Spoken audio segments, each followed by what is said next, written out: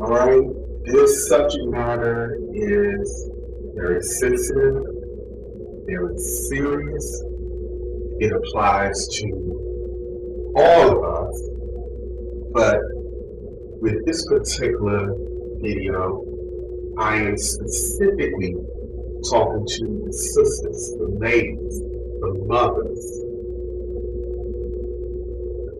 Now, there's so many different angles to which I can go about covering this subject matter. But let me preface this by saying that in a free will universe, everything is contracts and agreements. What does that mean? That means that, generally speaking, no being can impose upon the free will of others without us giving consent or agreeing to it to some degree. Now, most of us, through our own ignorance, agree to inviting situations and consent to things without knowing, without understanding what it is that we're doing. We do not understand that when there is something put before us, a contract, for instance, and that person is presenting that to you with your name, in your name, with the intent of getting you to consent, and you do not reject that or outright deny or state that you do not consent, you are consenting by default. And the other side of it is that many of us invite certain situations in through a loophole or back door, pun intended. And I'm going to get into more of what I mean by that. Now, let me say too that I am not making this video to cast judgment, to come across as some kind of moral authority. I'm sharing the information in this video because Spirit is inspiring me to do so. It is because I care. It is because I see a lot of people who are out of order and out of bounds, and through their own disorder, chaos, we are consenting and agreeing to things that if we had the right knowledge and the right understanding, we would never do. And when we make these agreements and we consent to certain situations, we are responsible for that. We are accountable to that. We have to bear and deal with the consequences. No one is going to scrub away or wash away these things. We have to toil in the fields and deal with the choices that we make. Now, I have to, again, preface this with the whole basic concept of contracts and agreements, because this is the very basis to which I need to lay in order to help drive home and help you guys to connect the dots as it relates to sexual attachments. Now, there are all kinds of attachments in many different ways in which they can manifest. I'm not talking about those right now. Right now, I am specifically talking about sexual attachments. What are sexual attachments? Sexual attachments are organisms, pathogens, germs, bacteria, energy, entities, spirits that can take hold of or grab onto or merge with a biological form or host and influence that being. It's kind of like a parasite. Parasites can manifest in many different ways. Again, I'm specifically talking about sex. And these situations occur through the act of sex, through the act of inviting and consenting to these things, be it consciously or unconsciously, be it willful or not. These things happen, they are happening, and they are happening at a greater frequency due to the carelessness that is pervasive, the music that encourages a lot of reckless sexual activity with anybody at any time in any way. Throw in drugs, alcohol, you get a very toxic combination and a very powerful mix, or a breeding ground or manifestation tool to create or attract sexual attachment.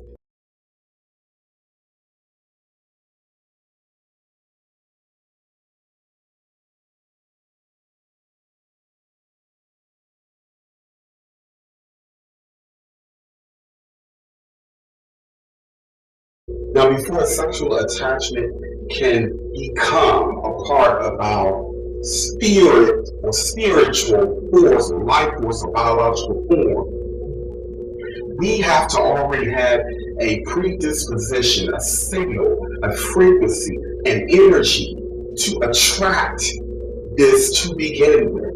Again, this is where we set up the interaction for a contractual agreement.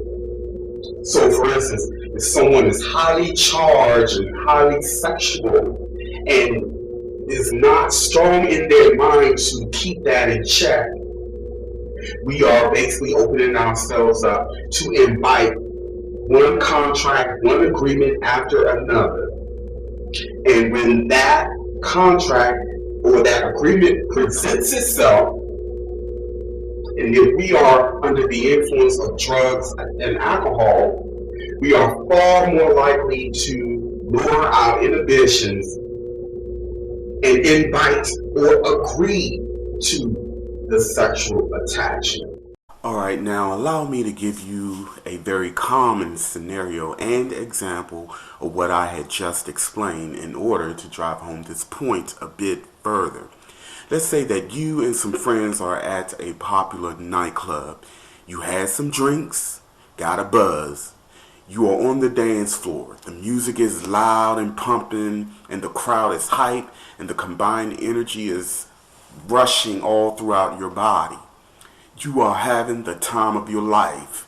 Next thing you know, this very attractive person comes over to you and just starts dancing very provocatively and suggestively with you.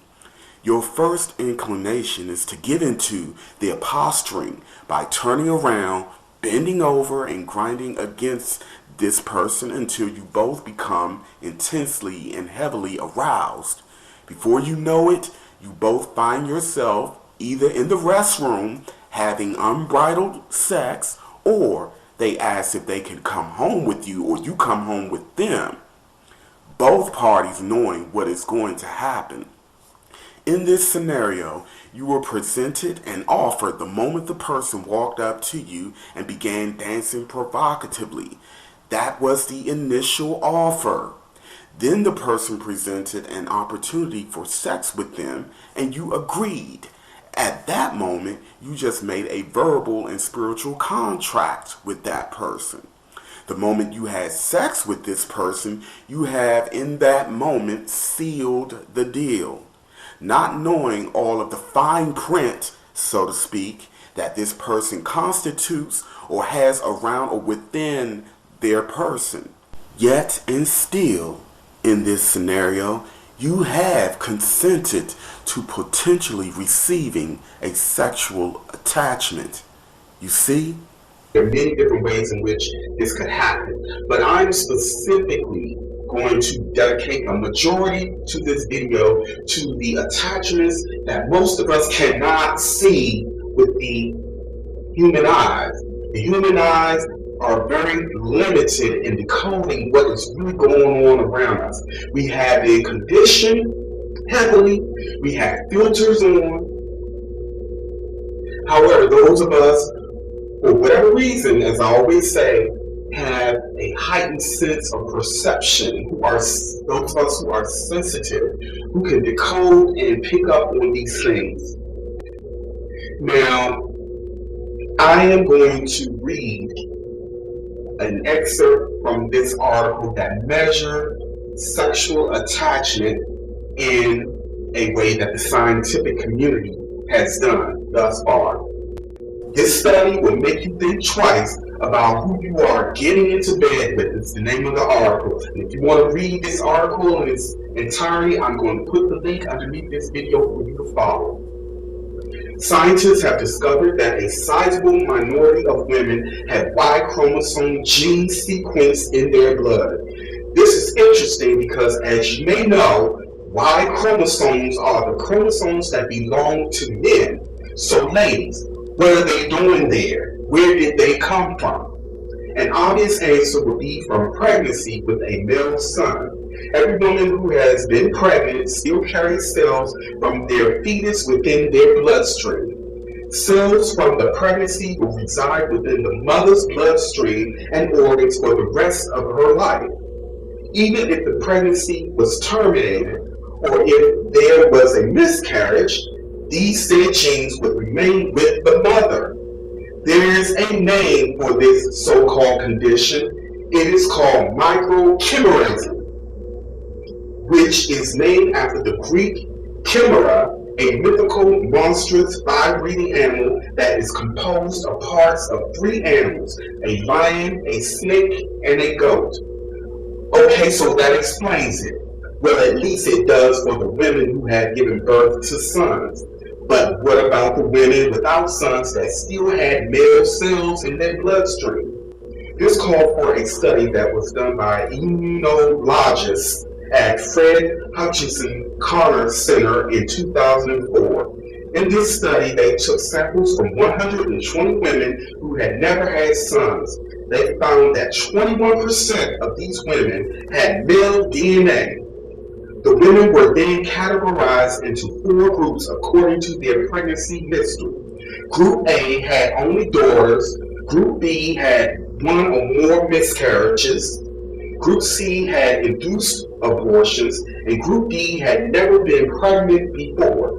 The prevalence of male microchimerism was considerably greater in Group C, although it was still present in each group. Group A, 8%, Group B, 22%, Group C, 57%, and Group D, 10%. The conclusions of this study noted that the possible sources of male microchimerism included known pregnancies, miscarriages, vanished male twins, or sexual intercourse. This means that through intercourse alone, there is a potential for women to hold on to male genes and DNA within their organs and bloodstream for their entire life. So you see, the scientific community has practically measured one form to which a woman could take on a sexual attachment, but on a biological level. In essence, if a female has unprotected sex with a man and absorbs his DNA, that DNA may become wired into her brain for life. The implication here is that not only could this DNA have influence on the woman's mind and body, but it could have an effect on children that she may have with another man. Now imagine if a woman has taken on DNA from multiple men throughout her sexual history who are mentally, spiritually, and psychologically unstable. Imagine if that DNA is from someone who has a non-physical attachment or a psychic link to someone who has an interdimensional attachment. And unfortunately, the more sexual partners and one-night stand a woman has had, the greater the chances that she has come into contact with males with one or more or all of the aforementioned states. Are we starting to get the picture here? Again, the scientific community and the spiritual community, one and the same coin. As I said before, we are multidimensional, which means there are layers to us that exist beyond visible sight. And every time we sleep and share our temple with someone, there's not only the potential to exchange bodily fluids, there are energetic exchanges taking place as well. We all have these energy centers around our bodies. People call them chakras.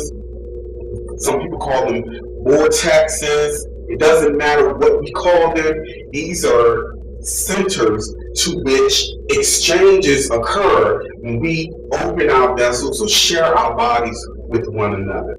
But from a spiritual perspective, there is influence going on either way. It does not matter if the two people coming together is heterosexual, a heterosexual union, a homosexual, bisexual, orgy, it does not matter. Every time we come together with another person, there is either a bodily exchange, bodily fluid exchange, or there is, without a shadow, without a spiritual, energetic exchange.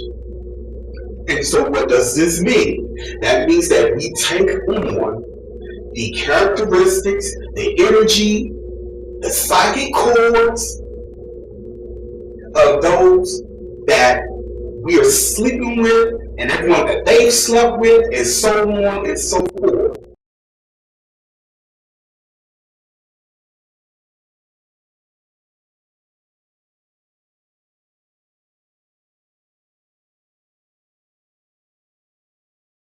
Let me tell you a true story. A relative of mine was recently arrested. They were locked up. Myself and another relative went to visit them. I'm going to keep their name private for obvious reasons. When I went to the prison complex to visit this relative, it hit me like a ton of bricks. The energy, the presence of entities, low vibratory entities, was so strong and so pronounced, and I thought, I have to talk about this. I have to shed light on this because this has some very, very serious implications, and it explains a lot of what is happening with our children, with a lot of what is happening with the craziness that seems to be going on with people losing control and becoming violent, the so-called bipolar, people losing their minds, doing things and having no memory of what they're doing. When I went into that prison to visit this relative, I picked up that there were a lot of entities there. And we have to think about this. We're talking about a place where there are people who have murdered, people who have committed some of the most heinous acts imaginable. Now, I'm not saying everyone who comes out of prison is guilty or is carrying an entity. I'm just speaking, I'm just putting the information out there. Because everyone is not guilty of what I'm about to share. I'm just letting you know that it is there, okay? There are these entities. I see them on the astral realm. I know what they look like. This isn't fantasy or make-believe or something someone has told me. I have been given a gift for a reason. And I share this with you guys passionately because of the urgency here. These guys in these prisons, many of them are very, very hostile, very angry, very out of bounds in some way or another, and they have these entities, these beings who are attached and attracted to extreme negativity. You may call them demons or astral parasites, it does not matter, they're there, all right? These beings are using these particular vessels, using what is already there and encouraging and inspiring them to do more of what is already there so that these beings can sustain themselves and gain power and create an influence and create a gateway for them to be psychically present here on the earth through offsprings. You get where I'm going with this? People are looking for these beings who are basically, they are cut off from direct access to us. But these beings are very, very powerfully psychic. and telepathic. I've talked about them in the past. They're very psychic and they're very telepathic, and they use sex as a means to be present and to influence human behavior. Doesn't matter whether you believe in this or not, it does not negate the truth of what I'm explaining to you guys here.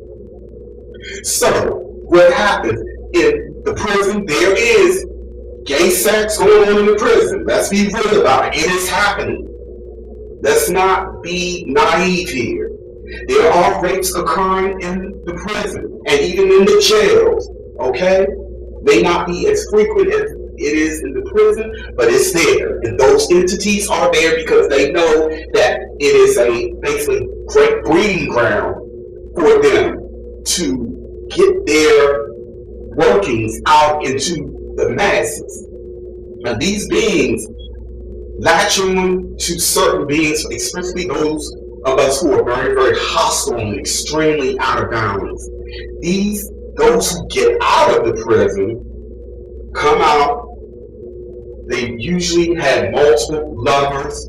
Some of them have male lovers, some of them have female lovers, some of them have wives, and they come home with a psychic attachment from an entity or from someone who has an entity where they create these psychic cords and these psychic links.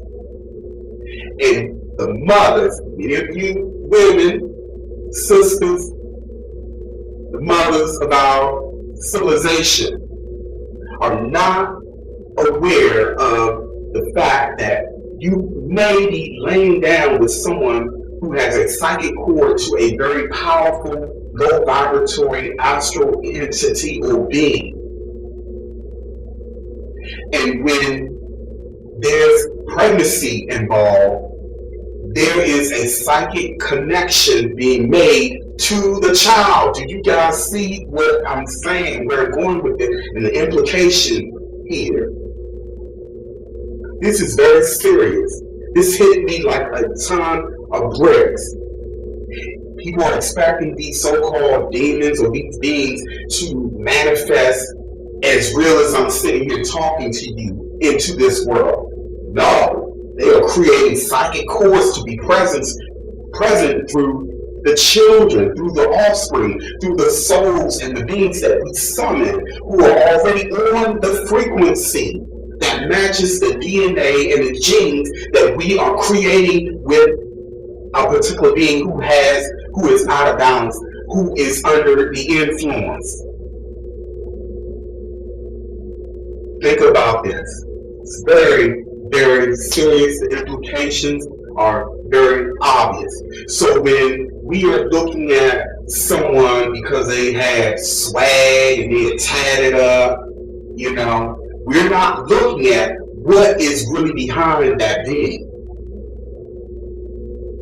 We are basically looking at what titillates the flesh.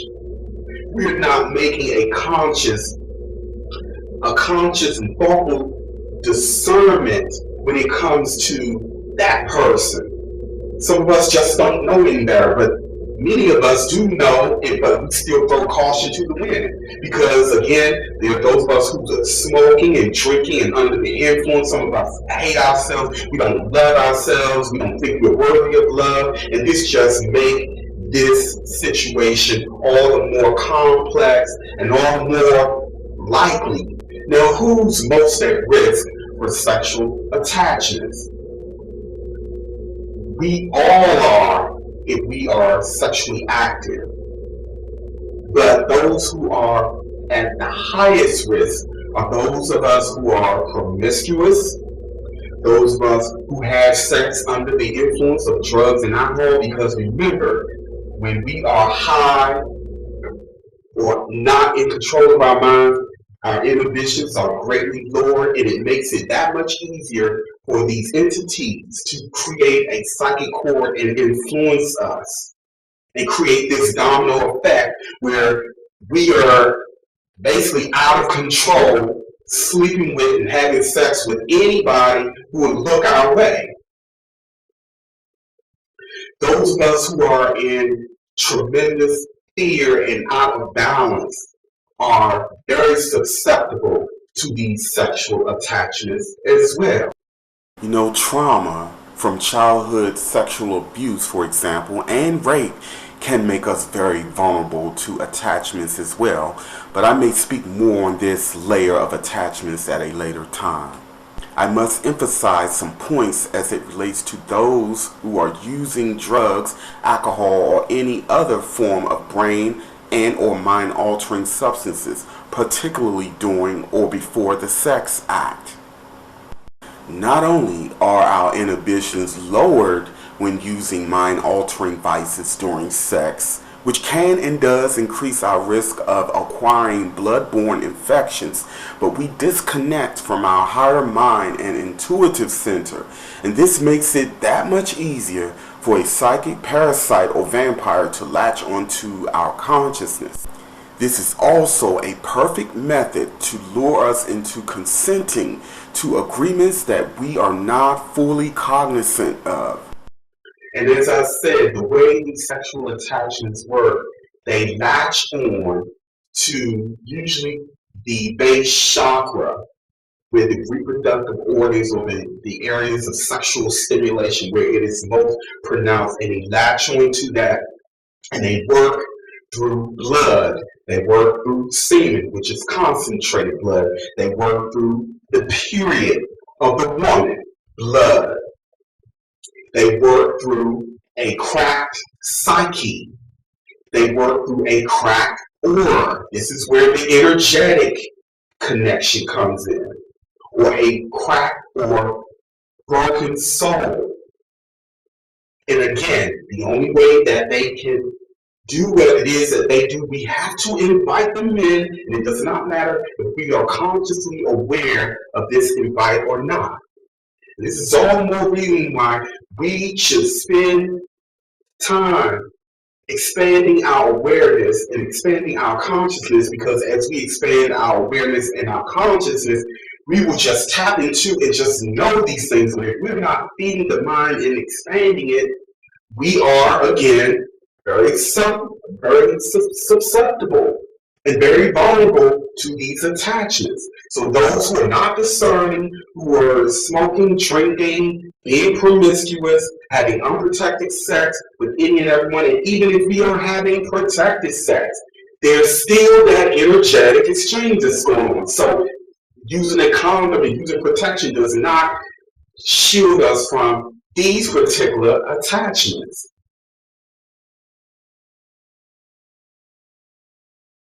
The best solution against these attachments is to develop a strong mind and a strong will, and not feed into and not be weak for sex. I know that's hard for a lot of us to do, especially us fellas.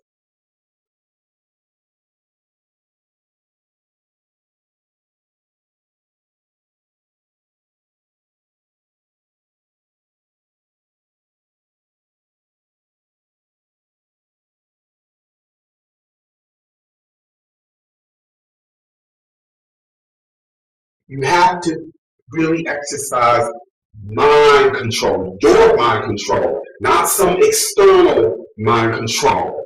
Because just like any parasite, if we're not feeding it, it will eventually die off or it will move somewhere else. But I know a lot of us just can't seem to apply mind over matter. We can't seem to get our minds strong enough to not cave into the temptation of a so-called sexy body or someone who just come and open ourselves up to you for sex. The willpower, your mind, is your best protection. Having a strong mind and being strong-willed is the best protection and best defense against these beings, and applying and using discernment, being intelligent, and being informed as to who we have sex with. This is a very precious gift we have, these temples. And when we truly understand that gift and the blessing and the amazing gift that this vessel is, we will be more inclined to take better care of it and be more mindful as to who we share with or who we allow in. What are the signs that someone may be or may have sexual attachments? Check this out. Signs that a person may have a sexual attachment. Number 1, appears to only be stimulated or turned on by rough and violent sex.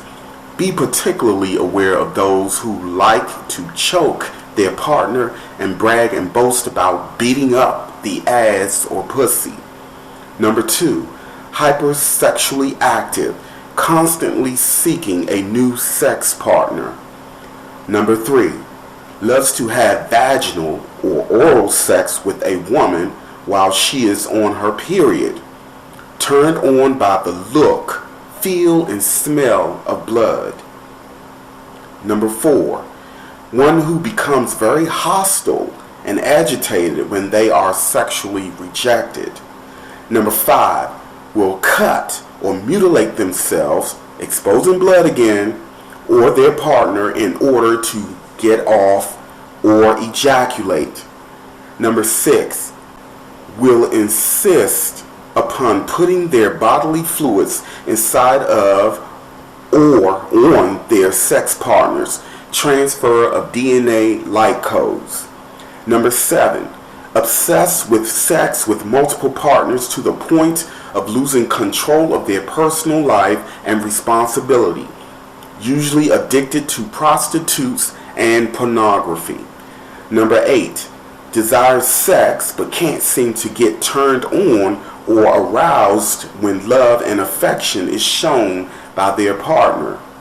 Number 9, encourages sex involving uncleanliness, turned on by filth, dirtiness, and putrid odors. Number 10, desires sex with or has sex with dead people, necrophilia. Number 11, a self-identified heterosexual male who prefers anal with his female partners. Think about that one, y'all. Number 12, desires and has sex with animals. Number 13, prefer orgies, sex with multiple partners in the same space. Number 14, one who becomes very angry, defensive, and bothered by information that exposes sexual attachments and parasites, such as this one. And last but definitely not least, one who desires and seeks out sex with children. That's a definite sign right there. I'm going to put some links underneath this video so that you guys can read more into this, depending on feedback, because there is still more that I can give to this discussion.